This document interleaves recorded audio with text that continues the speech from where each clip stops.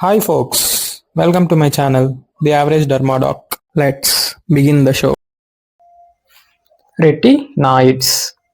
They are derivatives of vitamin A. Vitamin A has anti-inflammatory, anti-cancer, antioxidant property. Because of this antioxidant property, it prevents skin aging and it accelerates wound healing. Vitamin A is helpful in regulation of epithelial growth and differentiation also. That means vitamin A normalizes the abnormal keratinization. Coming to classification of retinoids. Retinoids are nothing but a family of vitamin A derivatives. They are classified into three generations. First generation, non-aromatic. In first generation, retinoic acid and its isoforms will be there. All trans retinoic acid, T for trans, T for topical, T for tretinoin. Next, cis forms of retinoic acid are systemic. What are those cis forms? 9 cis and 13 cis. Isotretinoin and alitretinoin. Alitretinoin also has topical formulation. Next generation, monoaromatic, second generation. It has only two drugs, both are systemic only, acitretin, A-tretinate. Third generation, polyaromatic, polines and rotines are third generation. Adapalene, bexarotin, tajarotin. T for tajarotin, T for topical. Bexarotin has both topical and systemic formulations. B for bexa, B for both topical and systemic. Food, especially fatty meals, increases the oral bioavailability of retinoids metabolized in liver via CYP3A4 enzyme. These fat-soluble retinoids are oxidized to water-soluble, biologically inactive products. Thus, they can be eliminated via bile mainly and urine. Coming to mechanism of action, retinoids enters the cytoplasm of the cell crossing plasma membrane. As they are fat soluble in cytoplasm, they binds to retinoid binding proteins. That is cytoplasmic retinoic acid binding protein 2, mainly in skin. This protein transports the retinoid into the nucleus, where again it binds to retinoid nuclear receptors like RAR, RXR, which forms active dimers. RAR forms heterodimer with RXR. RXR can form homodimer with RXR, or it can form heterodimer. This activated retinoid and retinoid nuclear receptor dimers complex binds to rare, that is retinoic acid response elements in DNA and stimulates gene transcription. Via gene transcription, it exerts its mechanism of action. For topical retinoids, mechanism of action and uses are adapalene has mainly comedolysis.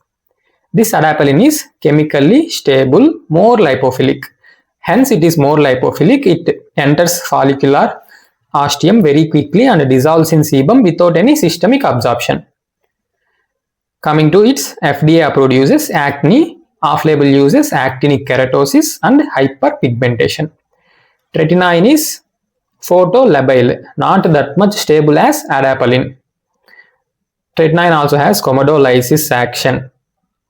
FDA approved uses are acne, mottled pigmentation, fine wrinkling, tactile roughness of the face. Off-label uses same, acne keratosis, hyperpigmentation like in melasma, lentigenes, early stretch marks, abdominal striae and some hyperkeratotic diseases also we are using tretinoin. Tajarotin. It also has comedolysis action, hence FDA approved uses are acne.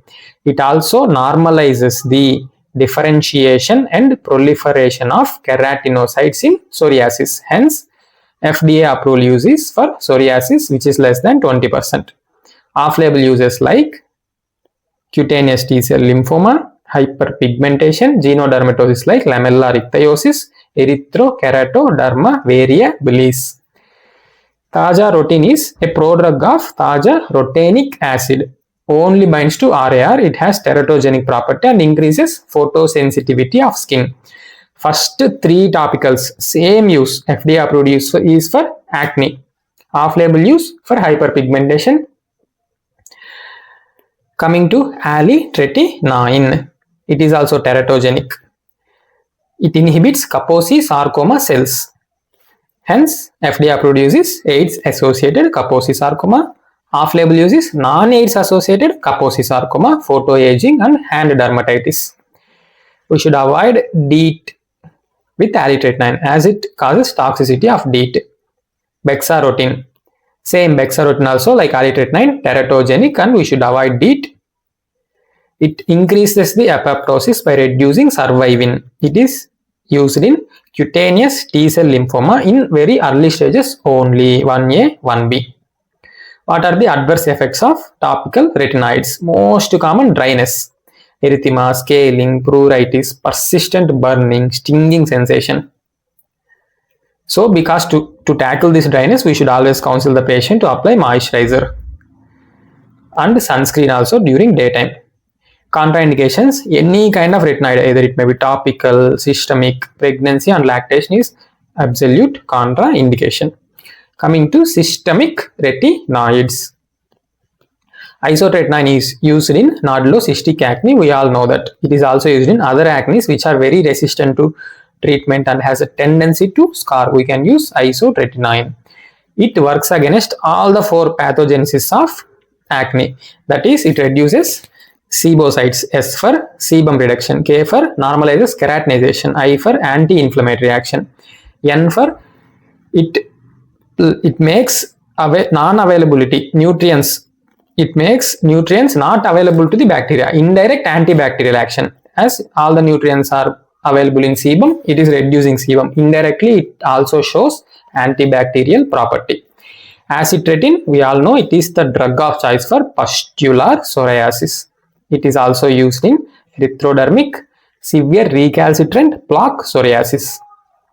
Bexarotene, cutaneous T-cell lymphoma, which is non-responsive to other systemic therapies.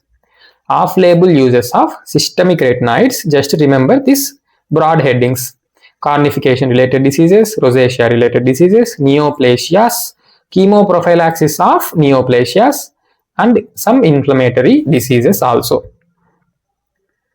Mainly, we should know adverse effects of systemic retinoids.